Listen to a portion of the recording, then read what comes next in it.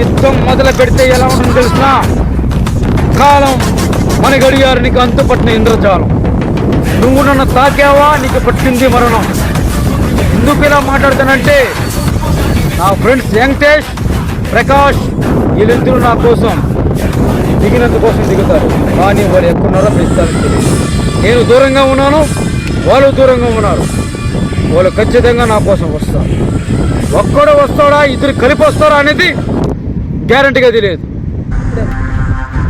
రమేష్ మామ కోసం ఎవరు వస్తే నేను చూసుకుంటా. రమేష్ మామ నాకు కావాలి. ఎవరు వచ్చాడు లేదు, ప్రకాష్ మామ వస్తున్నాడు.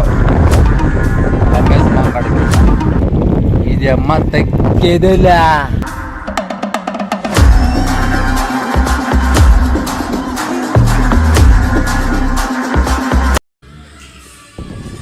రమేష్తో మీట్ అవ్వాలి. నేను పెద్ద పుష్పత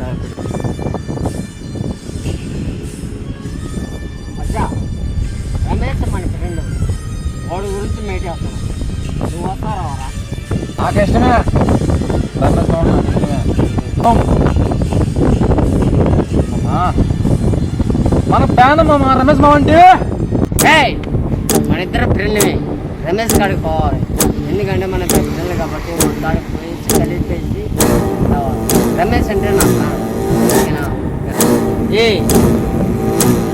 మీట్ అవుతున్నాం, ఇద్దరు కలిసిపోతాం. రమేష్ గురించి